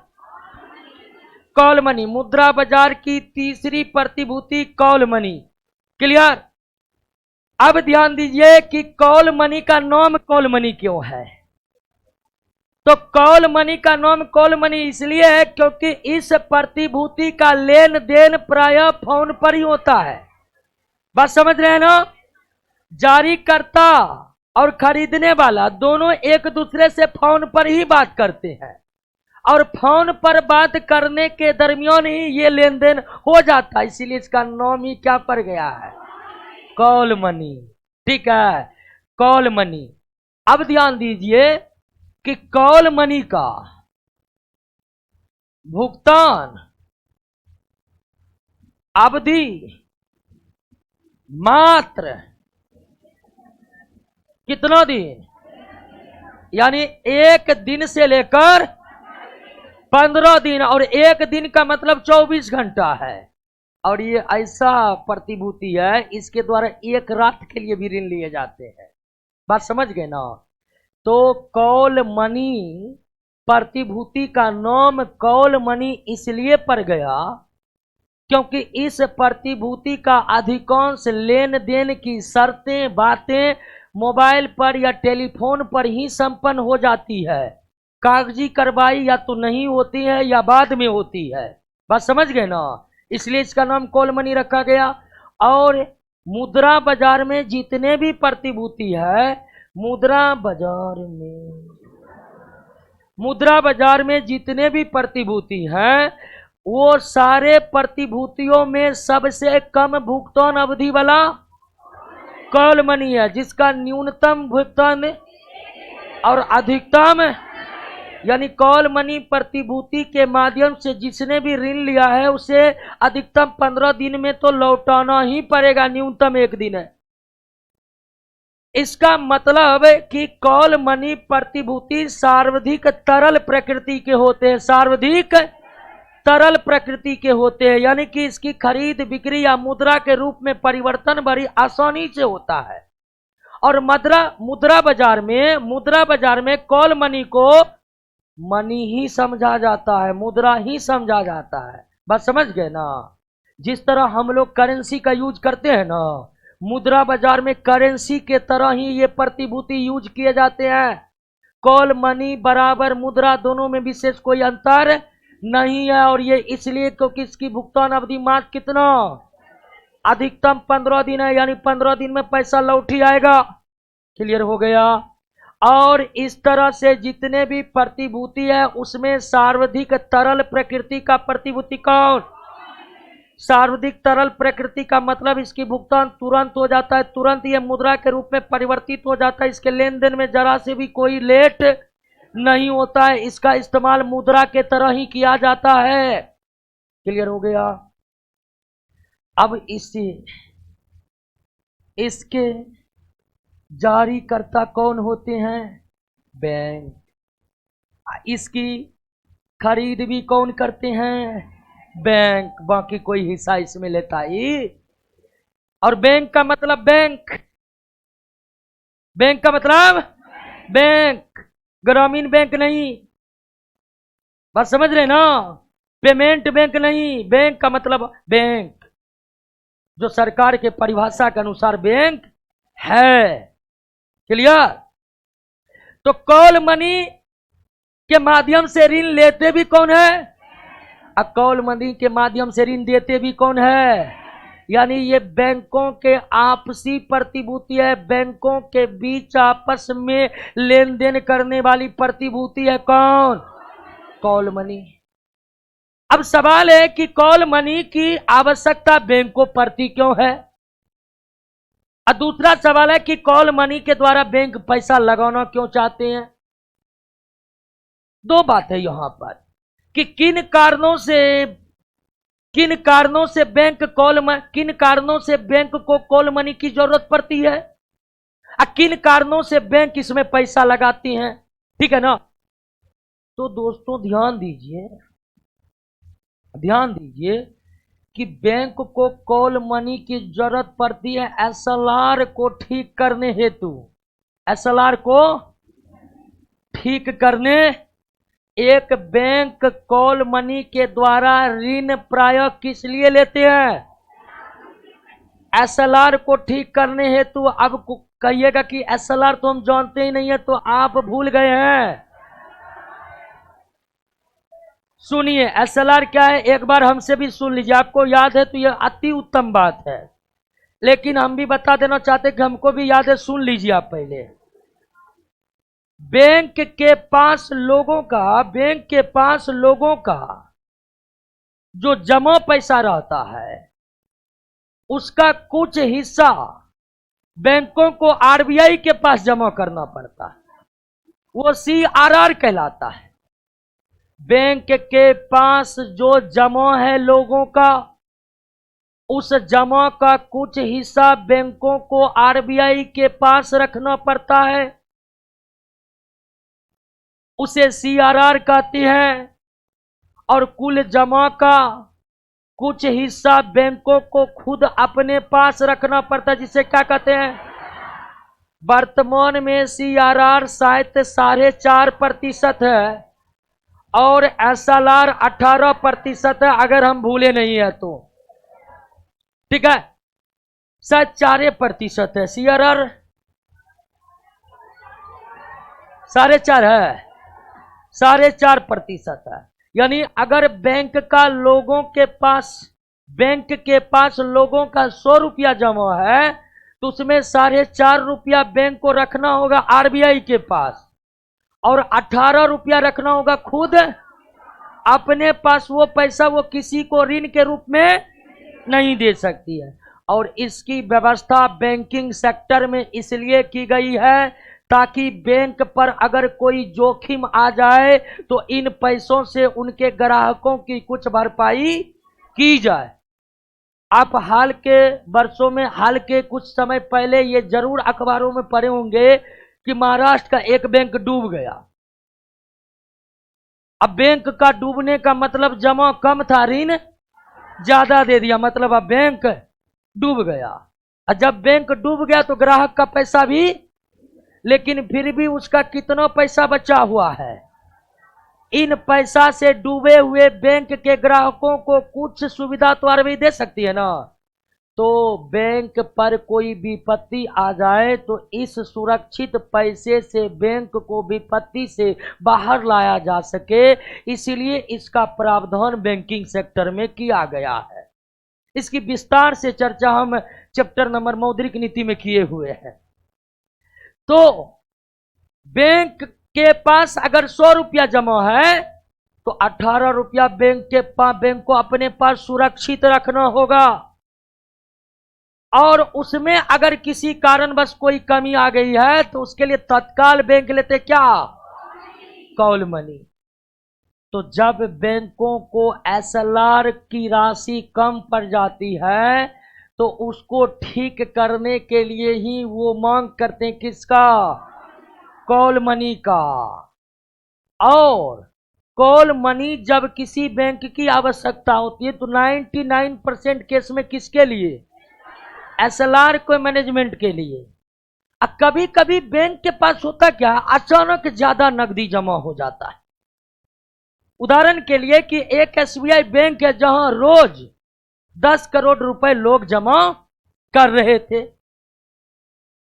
यानी रोज जमा करने का औसत कितना था, 10 करोड़। हम मान कर चलते हैं, एसबीआई है बहुत ज्यादा होगा, तो हम मान कर चलते हैं कि एक जिला जैसे बेगूसराय जिला में जितने भी एसबीआई हैं उसमें प्रतिदिन 10 करोड़ रुपया लोग जमा करते हैं, 8 करोड़ रुपया निकालते हैं। तो पूरे बेगूसराय में जो एसबीआई का मेन ब्रांच होगा वो शाम को निश्चिंत रहता है कि 10 करोड़ तो आएगा ही आएगा। ठीक है, बैलेंस शीट बनाते हुए आरबीआई को तुरंत हर शाम आरबीआई को सूचित करना पड़ता है कि बैंक से कितना गया और कितना निकला। और बैंक के लिए अनुकूल ये होनी चाहिए कि जितना निकल रहा है उतना आ भी रहा है, नहीं आ रहा है तो बैंक इसके पीछे दिमाग लगाता है, कारण क्या है। तो मान लीजिए बेगूसराय में जितने भी एसबीआई के ब्रांच है सब पर रोज 10 करोड़ सारे लोग जमा करते हैं। एक दिन अचानक बैंक को पता चला कि आज तो 18 करोड़ जमा हो गया, तो बैंक के पास अचानक कितना बढ़ गया, 8 करोड़, जो बैंक को पहले से पता नहीं था। ये किसी भी कारणवश हो सकते हैं, किसी भी कारणवश हो सकते हैं। तो कभी कभी बैंकों के पास जितनी नकदी आने का प्रवाह रहता है अचानक उससे कई गुना अधिक नकदी आ जाते हैं। तो अचानक जो अधिक नकदी आते हैं क्या वो बैंक में ज्यादा दिन तक रहेगा, नहीं रहेगा, वो निकल जाएगा। वो किसी कारण से लोग जमा किए हैं और कुछ समय बाद उसको क्या करेंगे, निकालेंगे, यानी बहुत जल्द निकल जाएगा वो पैसा। तो बैंक को मालूम है कि ये जो आवश्यकता से अधिक नकदी आया है ये तुरंत ही निकलेगा, तो बैंक चाहता तुरंत भी कुछ कमा ले इन पैसों से। तो जुगाड़ फिट है कहाँ, कॉल मनी पर। तुरंत उस पैसा को बैंक कहाँ डाल देगा, कॉल मनी पर। कुछ ही फायदा हुआ हो तो गया। तो जब किसी बैंक को अपने एसएलआर की राशि में अचानक किसी कारणवश कमी आती है तो उस कमी को पूरा करने के लिए वे क्या जारी करते हैं, कॉल मनी। और एक बैंक को कॉल मनी की आवश्यकता है तो ये सारे बैंकों को फोन मिलाएगा और जिन बैंकों के पास आवश्यकता से अधिक नकदी है वो तुरंत देने के लिए क्या हो जाएगा, तैयार हो जाएगा। और ये बैंक के बाहर नहीं जाता है, बैंक के लोग ही आपस में फोने पर बातचीत करके सारा डील कर लेते हैं, इसलिए इसका नाम क्या हो गया, कॉल मनी हो गया। और कॉल मनी की न्यूनतम राशि है 10 करोड़, न्यूनतम राशि 10 करोड़ है, लेकिन 99% लेन देन 100 करोड़ का होता है। न्यूनतम राशि 110 करोड़ का है, लेकिन एक भी कॉल मनी प्राय 10 करोड़ के लेन देन में शामिल जब भी कॉल मनी के माध्यम से लेन देन होता है प्रायः उसकी राशि 100 करोड़ या उससे ऊपर की होती है, 100 करोड़ या उससे ऊपर की होती है। क्लियर हो गया? कॉल मनी प्रायः बैंक ही जारी करते हैं, बैंक ही खरीद करते हैं। अर्थात कॉल मनी बैंकों के बीच मुद्रा लेन देन की एक अल्पकालीन और प्रचलित प्रतिभूति है। प्रायः कॉल मनी को जारी वे बैंक करते हैं जिसका एसएलआर मार्जिन कम पड़ गया हो। प्रायः कॉल मनी की खरीद वो बैंक करते हैं जिसमें अचानक अधिक नकदी जमा हो गया हो। इस कॉल मनी की भुगतान अवधि 1 दिन से लेकर 15 दिन तक होती है। इस तरह से कॉल मनी सबसे कम भुगतान अवधि वाले और सर्वाधिक तरल प्रकृति वाले मुद्रा बाजार की प्रतिभूति है। एक कॉल मनी का मूल्य 10 करोड़ होता है और 10 करोड़ वाले कॉल मनी में ज्यादातर लेन देन 100 करोड़ या उससे ऊपर के होते हैं। और इसका नाम कॉल मनी क्यों है ये तो आप समझ ही गए होंगे। क्या? पढ़िए एक बार कॉल मनी को पढ़िए, बहुत बेहतर तरीके से आप समझ रहे हैं लगता है। ऑनलाइन वाले दोस्तों कॉल मनी समझे कि नहीं समझे? उमाकांत कुमार, नीतीश कुमार एसएलआर सीआरआर का पूरा नाम बताए हुए हैं पिछले चैप्टर में। 12 बैंक है, वही बैंक निफ्टी है। नहीं, बैंक निफ्टी में तो 50 बैंक है जी।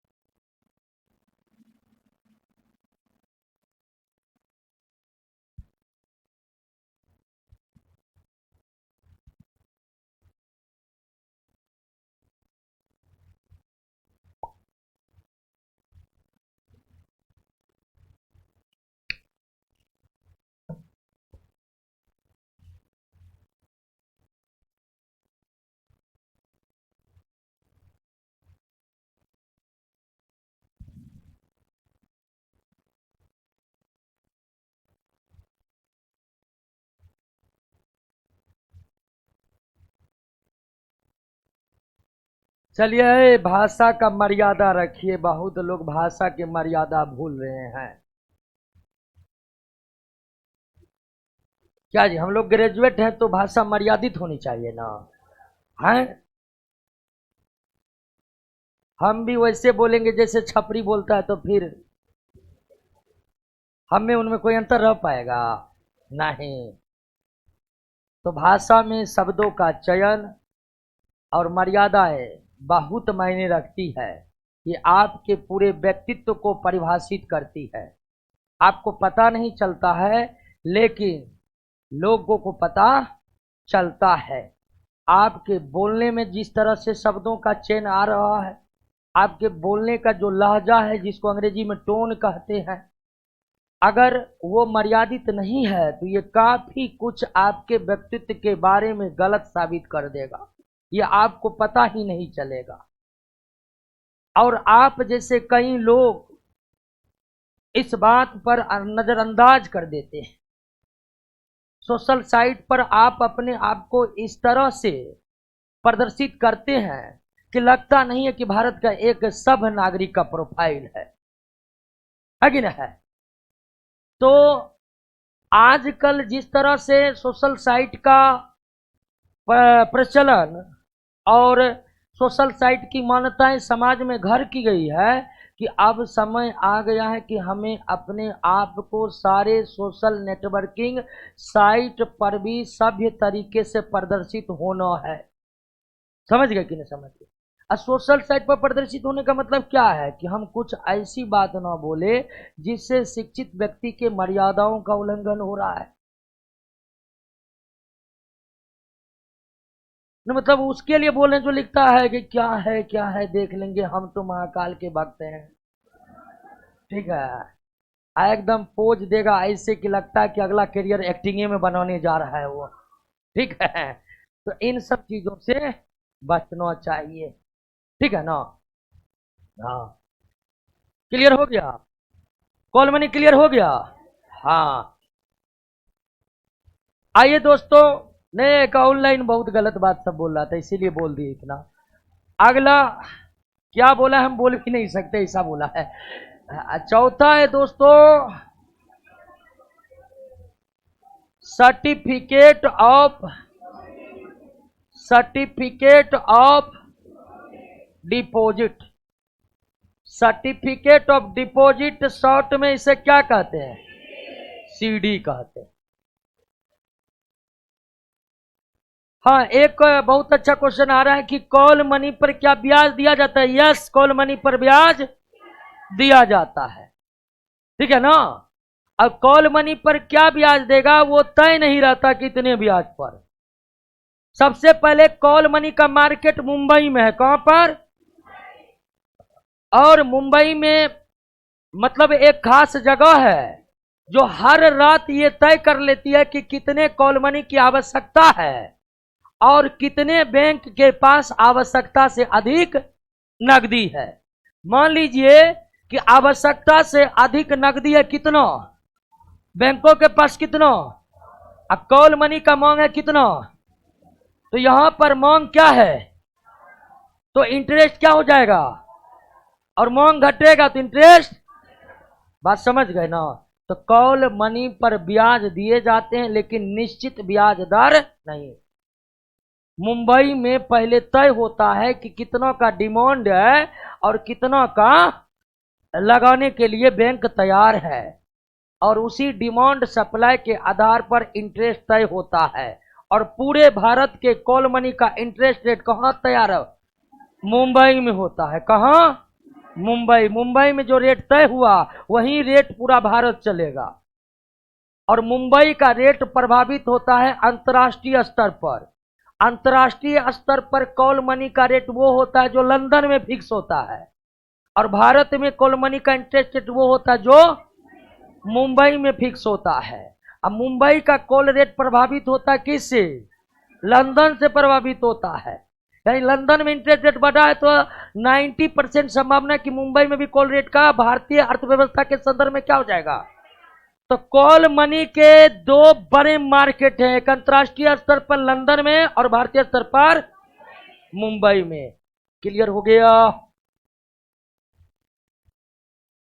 अब एक क्वेश्चन आ रहा है, अब हम इसका उत्तर क्या दें? कर कॉल मनी के माध्यम से कैसे ऋण लिए दिए जाते हैं? तो कॉल मनी प्रतिभूति न है जी। प्रतिभूति जारी हुआ, ऋण देने वाले उसको क्या करेगा? खरीद करेगा। ध्यान रखिएगा, वैसा तो नहीं जो फोन आएगा पैसा के लिए तो उसको कॉल मनी कहते हैं। प्रतिभूति का नाम है कॉल मनी, ध्यान दीजिएगा।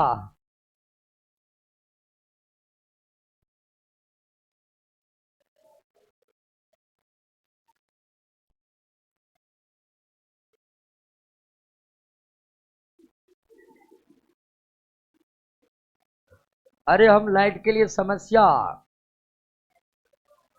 बताए थे तो कोचिंग बताया कि जनरेटर लोडिंग लेता है। यानी जनरेटर जब खरीदा गया तो उस समय कोचिंग की स्थिति थी कुछ और, अब लंबे समय तक जनरेटर चलने पर हो गया कुछ और। अब वो जनरेटर लोड लेता नहीं है। तो पहली बार तो हम समझे नहीं, गुस्सा में थे पूरा एक बार कि ऐसा कैसे जनरेटर लोड कैसे नहीं होगा, लोड लेगा ही लेगा। तब जब ऊपर गए सही में लोड नहीं ले रहा था, तब हम अपना साइंस वाला दिमाग लगाए कि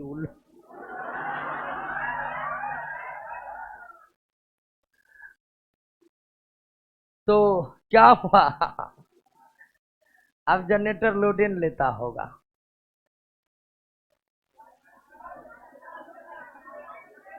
अरे हल्ला मत करिए, प्रतिभूति मुद्रा बाजार क्लियर करना है कि ना?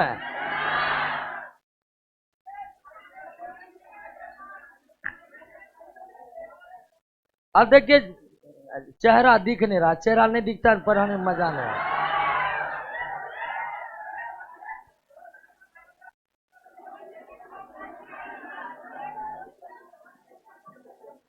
क्या हुआ, इतना देर लाइन नहीं करता था, क्या हुआ जी? आगे आके बताइए।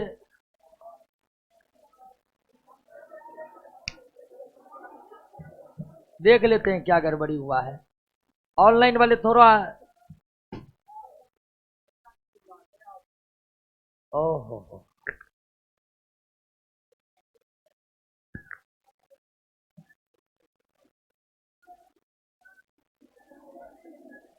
हाँ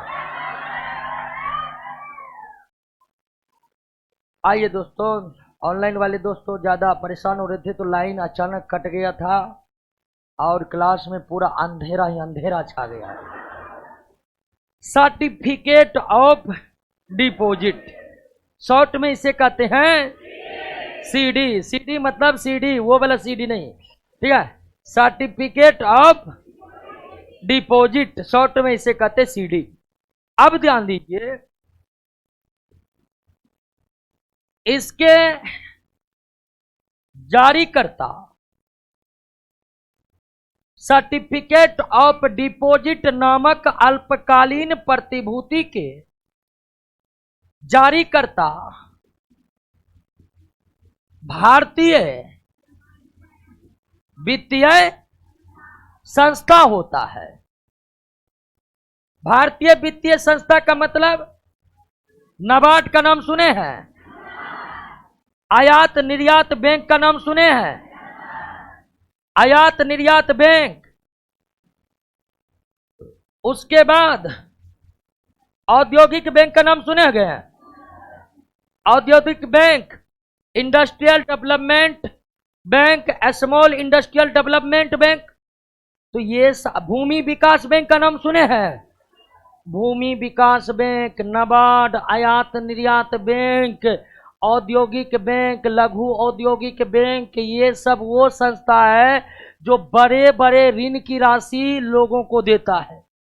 जैसे आयात निर्यात बैंक आयातकों को और निर्यातकों को ऋण उपलब्ध कराता है, औद्योगिक बैंक उद्योगों को ऋण उपलब्ध करवाता है, नाबार्ड अप्रत्यक्ष रूप से ग्रामीण विकास के लिए ऋण उपलब्ध करवाता है। तो इन सब को भी भारी मात्रा में पैसों की जरूरत होती है। तो इन सब को जब अल्पकालीन पूंजी की आवश्यकता होती है तो यही सब संस्थाएं जारी करती है क्या, सर्टिफिकेट ऑफ डिपॉजिट, यही सब संस्था जारी करती है क्या, तो सर्टिफिकेट ऑफ डिपॉजिट प्रायः भारतीय बड़े वित्तीय संस्थाओं के द्वारा तब जारी किए जाते हैं जब उन्हें अल्पकालीन ऋण की आवश्यकता पड़ती है, अल्पकालीन ऋण की आवश्यकता पड़ती है। क्लियर हो गया? अब इसके खरीदार कौन होते हैं? इसके खरीदार होते हैं इसके खरीदार परिवार भी होते हैं, इसके खरीदार एनजीओ भी होते हैं। एनजीओ समझ रहे हैं ना, एनजीओ होते हैं। इसके खरीदार परिवार भी हो सकते हैं, एनजीओ भी हो सकते हैं, कोई संस्था भी हो सकते हैं, कोई फर्म भी हो सकते हैं। फर्म आप समझ रहे ना, फर्म समझ रहे ना। देखिए, कंपनी खोलने के लिए बहुत सारे नियम कानून को मानना पड़ता है। जैसे आप कंपनी खोलना चाहते हैं तो आपके लिए अनिवार्य है कि एक सीए को रखना पड़ेगा आपको, जो आपके अकाउंट की देखभाल करेंगे। बात समझ रहे कि नहीं? तो कंपनी खोलने के लिए भारत सरकार ने कंपनी अधिनियम 1956 बनाया हुआ है। 1956 के अधीन कंपनी खोलने के लिए अधिनियम 1956 के तहत हर क्राइटेरिया पूरा करना पड़ता है। लेकिन कुछ ऐसे कंपनियां होते हैं जो ये क्राइटेरिया पूरा करने में सक्षम नहीं होते हैं, लेकिन वे उत्पादन करने में सक्षम होते हैं, तो उसे सरकार कई चीजों से क्या कर देती है, छूट प्रदान कर देती है। तो उसे परिभाषा में कंपनी नहीं कहा जाता है, क्योंकि वो कंपनी अधिनियम 1956 के बातों को नहीं मानते हैं। उसी को क्या कहा जाता है, फर्म। तो फर्म हुआ कंपनी से थोड़ा छोटा। कंपनी बाद फर्म जब बाद में बड़ी हो जाएगी तब सरकार उसे कंपनी का लाइसेंस प्रदान कर देगा। कंपनी दो तरह के, प्राइवेट लिमिटेड और पब्लिक लिमिटेड। प्राइवेट लिमिटेड कंपनियां शेयर जारी नहीं कर सकती है, खुद अपने पैसा से वो काम करेगा। पब्लिक लिमिटेड कंपनियां यानी जो शेयर जारी करके पब्लिक से पैसा उठाया है। जैसे Reliance company public limited company है, क्योंकि रिलायंस कंपनी का शेयर बाजार में बिक रहा है ना।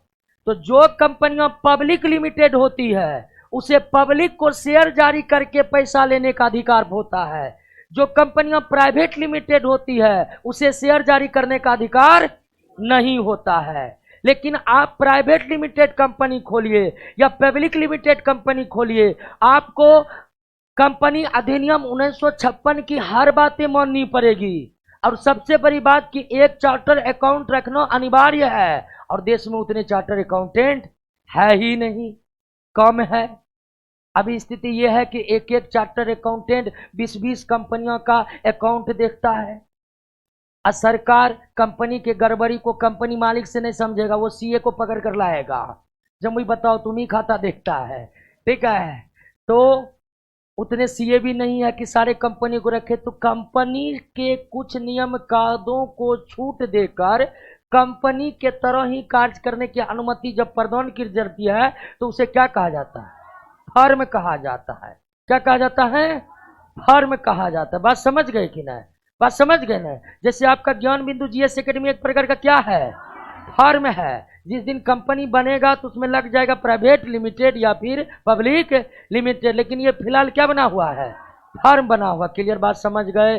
तो सर्टिफिकेट ऑफ डिपॉजिट के माध्यम से ऋण प्रायः भारत के बड़े वित्तीय संस्थाएं तब करती है जब उन्हें अल्पकालीन ऋण की आवश्यकता पड़ती है, और इस के खरीदार प्रायः परिवार भी हो सकते हैं, एनजीओ ही हो सकते हैं, संस्था भी हो सकते हैं और फर्म भी हो सकते हैं।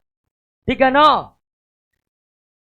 इसके खरीदार में प्रायः बैंक सब नहीं आते हैं, बीमा कंपनियां सब नहीं आते हैं, और स्वयं इन सब का इच्छा रहता है कि यही सबको हम बेचे। बात समझ गए कि नहीं? अब ध्यान दीजिए दोस्तों, तो सर्टिफिकेट ऑफ डिपॉजिट की जारीकर्ता कौन है? इसके खरीदार प्रायः कौन होते हैं? और ये सब संस्थाएं सर्टिफिकेट ऑफ डिपॉजिट जारी किए हैं, इसकी भी सूचना अखबारों में और अपने ऑफिशियल वेबसाइट पर करते हैं। बात समझ गए कि नहीं? यानी कि प्रतिभूति जारी होने की सूचना अखबारों के माध्यम से दी जाती है, वेबसाइट के माध्यम से दी जाती है, चार्टर अकाउंटेंट के माध्यम से विदेशी देश भर में स्थित संस्थाओं को दी जाती है। क्लियर हो गया? अब इसका जो भुगतान अवधि है वो होता है 91 दिन से लेकर 1 वर्ष। इसकी जो भुगतान अवधि होती है वो होती है 91 वर्ष से लेकर 1 वर्ष। 91 दिन से लेकर 1 वर्ष। सर्टिफिकेट ऑफ डिपॉजिट की भुगतान अवधि कितना होती है? 91 दिन से लेकर 1 वर्ष। अब देखिए कि इस सर्टिफिकेट ऑफ डिपॉजिट में पैसा लगाने वाले छोटे लोग हैं, बड़े बड़े लोग नहीं है। परिवार है, एनजीओ है, संस्था है, फर्म है। और मान लीजिए इन्होंने पैसा लगा दिया सर्टिफिकेट डिपॉजिट में, अब भुगतान होगा मान लीजिए 300 दिन बाद, लेकिन उसको पहले इनको पैसा की जरूरत होगा, क्या होगा? तो सर्टिफिकेट ऑफ डिपॉजिट में यह प्रावधान है कि कोई भी व्यक्ति अगर इसे खरीदा है, कोई भी एनजीओ इसे खरीदा है, कोई भी फर्म इसे खरीदा है, तो 45 दिन बाद इसे दूसरे को बेच सकता है। 45 दिन बाद इसे दूसरे को। तो इस सर्टिफिकेट ऑफ डिपॉजिट का आपस में खरीद बिक्री करने की भी सुविधा उपलब्ध होती है, लेकिन यह सुविधा खरीदने के 45 दिन के उपरांत मिलता है। खरीदने के 45 दिन के उपरांत मिलता है। बात समझ गए? कोई दिक्कत नहीं ना? और एक सर्टिफिकेट ऑफ डिपॉजिट की कीमत 5 लाख होता है। कितना लाख होता है? 5 लाख। और न्यूनतम एक व्यक्ति को अर्थात एक संस्था को कितना सर्टिफिकेट ऑफ डिपॉजिट में निवेश करना होगा? 25 लाख आपको निवेश करना पड़ेगा एक संस्था को। 25 लाख से कम एक संस्था, एक व्यक्ति, एक परिवार निवेश नहीं कर सकता। तो एक सर्टिफिकेट ऑफ डिपॉजिट की कीमत उतनी ही है जितना एक कॉमर्शियल पेपर की। एक कॉमर्शियल पेपर की भी कीमत कितनी थी और एक सर्टिफिकेट ऑफ डिपॉजिट की कीमत कितनी है। क्लियर हो गया। और इस खरीद बिक्री पर नजर कौन रखेगा बताइए। आरबीआई। सही तरीके से सर्टिफिकेट ऑफ डिपॉजिट बेचा गया कि नहीं, ब्याज दे दिया जाता है। सर्टिफिकेट ऑफ डिपॉजिट भी जीरो कूपन बॉन्ड नहीं है, इस पर भी ब्याज दिए जाते हैं, इस पर भी ब्याज दिए जाते हैं। तो सर्टिफिकेट ऑफ डिपॉजिट की खरीद बिक्री अनुकूल नियमों के तहत हुई है कि नहीं, इसकी निगरानी कौन करेगा। और आपको पहले ही बताए हुए हैं कि संपूर्ण निगरानी किसके द्वारा की जाती है। मुद्रा बाजार के हर लेन देन अथवा ट्रांजैक्शन पर कौन नजर बनाए रखता है। क्लियर हो गया। सर्टिफिकेट ऑफ डिपॉजिट समझ गए। तो सर्टिफिकेट ऑफ डिपॉजिट के जारीकर्ता कौन है। सर्टिफिकेट ऑफ डिपॉजिट के जारीकर्ता, इसके खरीदार पर कौन होते हैं। अब थोड़ा ध्यान दीजिए कि मुद्रा बाजार की एक प्रतिभूति है जिसके खरीदारी में परिवार हिस्सा ले सकते हैं, वो प्रतिभूति सर्टिफिकेट ऑफ डिपॉजिट है। सर्टिफिकेट ऑफ डिपॉजिट है। क्लियर। भुगतान अवधि, और ये एक ऐसी प्रतिभूति है जिसे खरीदार 45 दिन के बाद दूसरे खरीदार को बेच सकता है। बात समझ गए ना, कोई दिक्कत। पढ़िए सर्टिफिकेट ऑफ डिपॉजिट को पढ़िए।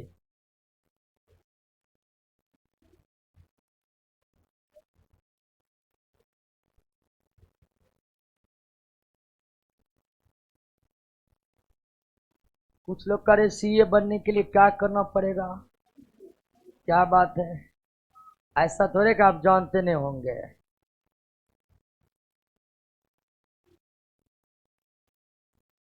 कॉमर्स से पहले तो ग्रेजुएशन करना पड़ता है।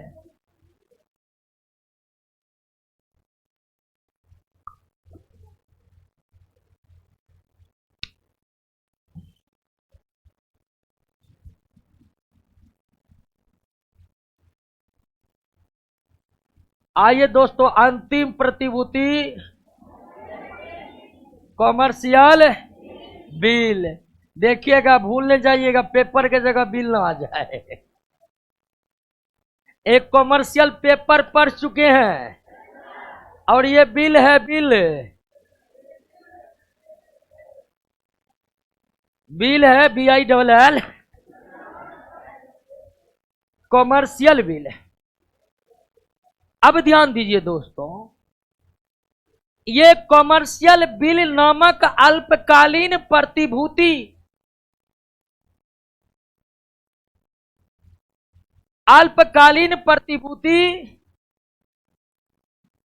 कॉमर्शियल बिल नामक अल्पकालीन प्रतिभूति उधार बिक्री को आसान बनाने हेतु किया जाता है।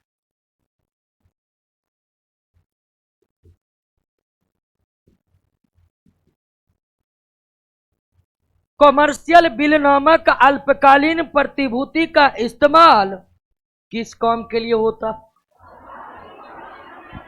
उधार बिक्री के लिए होता है। बात समझ गए।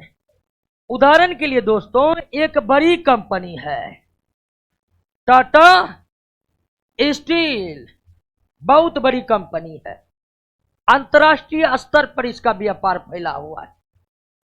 भारत से लेकर खाड़ी देशों में स्टील की आपूर्ति करने में अभी यह नंबर 1 कंपनी है, टाटा स्टील। स्थापना हुई थी कब। आजादी से पहले स्थापित कंपनी है। और ये कंपनी 1907 है। हाँ, टिस्को नाम है इसका, ठीक है। और ये कंपनी का इतिहास उतना ही पुराना है जितना आजादी की लड़ाई का। तो ये बहुत बड़ी कंपनी है।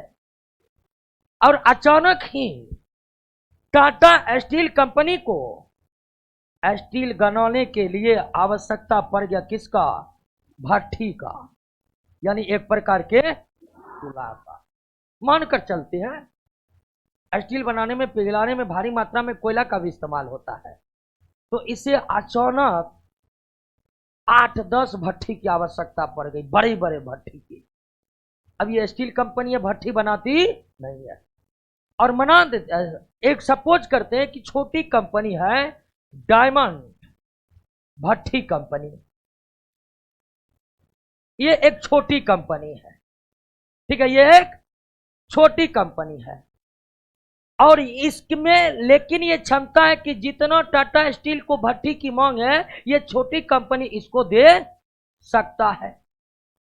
तो टाटा कंपनी गया डायमंड भट्ठी कंपनी के पास कि जितना भट्ठी हो तत्काल हमको दे दो, अब पैसा कुछ दिन में हम आपको दे देंगे।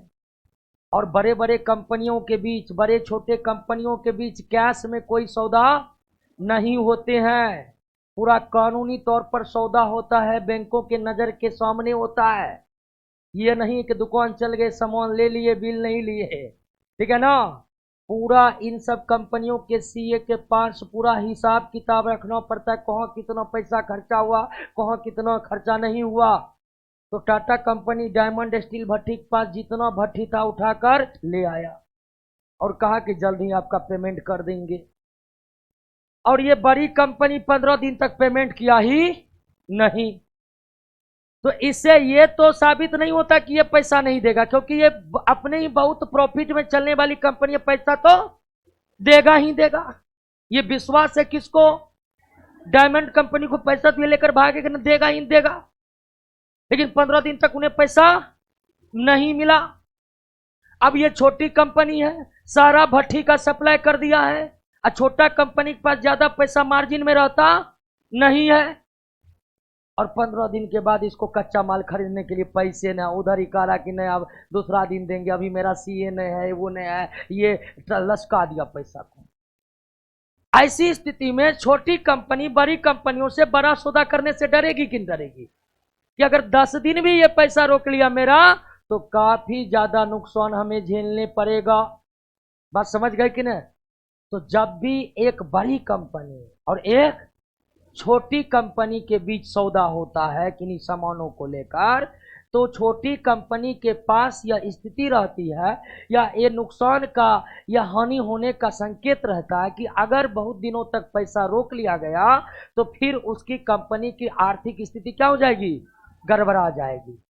अब यहां है कि पैसा तो दिया ही जाएगा, लेकिन समय पर नहीं दिए जाने के कारण एक पक्ष को हानि होने की संभावना है।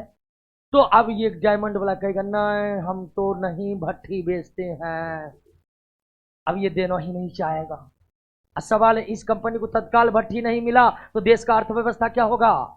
डगमगाने लगेगा। ये कंपनी ऐसी कंपनी है, भारत में कुछ कंपनियां ऐसी है कि जो बंद हुआ तो अर्थव्यवस्था की रीढ़ जो है वो टूट जाएगी। वही रीढ़ है कौन? Tata Steel company, SAIL company, ये सब रीढ़ कंपनी है। तो ना तो सरकार के लिए ये बंद होनी चाहिए, ना ही सरकार के लिए ये बंद होनी चाहिए, ना ही सरकार को सौदा में कोई दिक्कत होनी चाहिए। इसी के लिए व्यवस्था है किसका?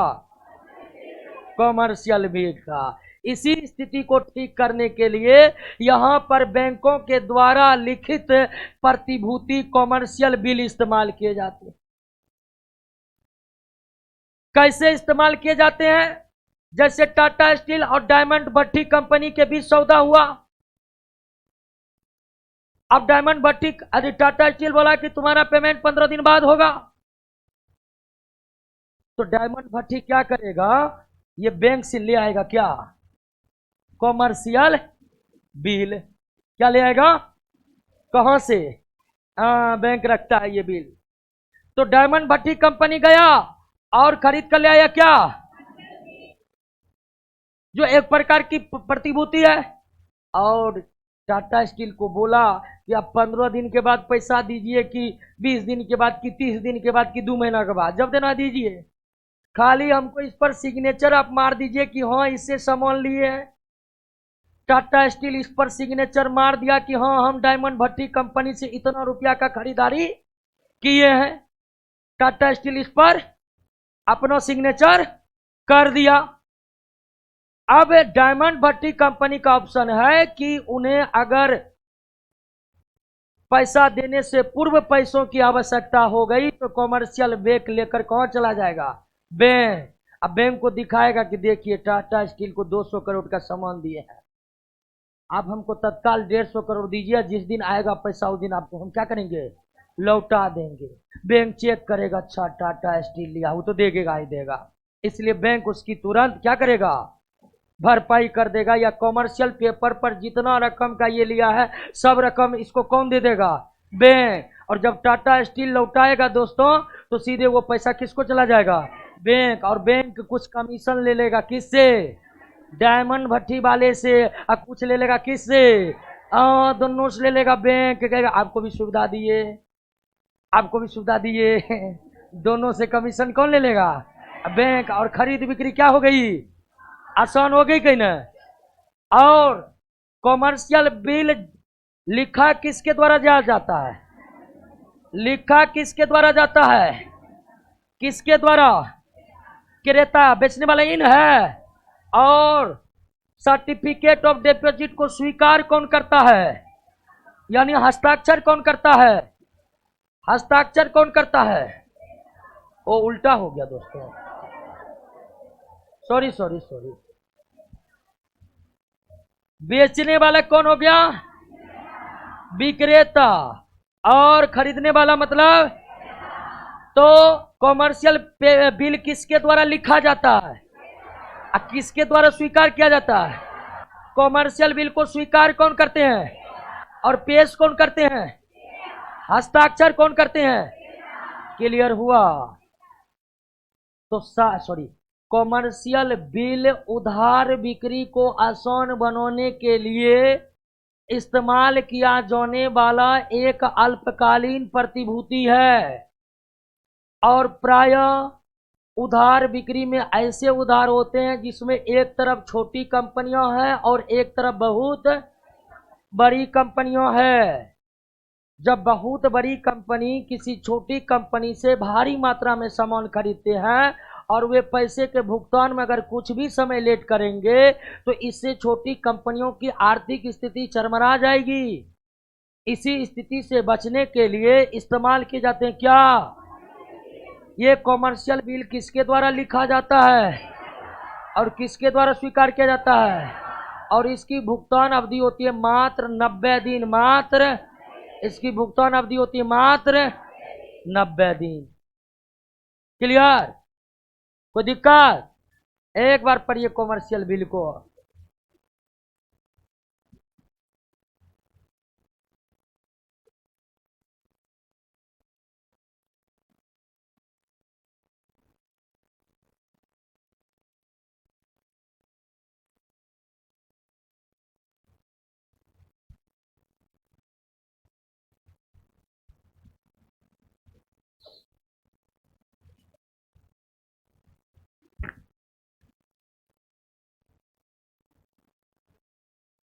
क्लियर हो गया? और आज रोशन सर का क्लास नहीं होगा, आज टेस्ट।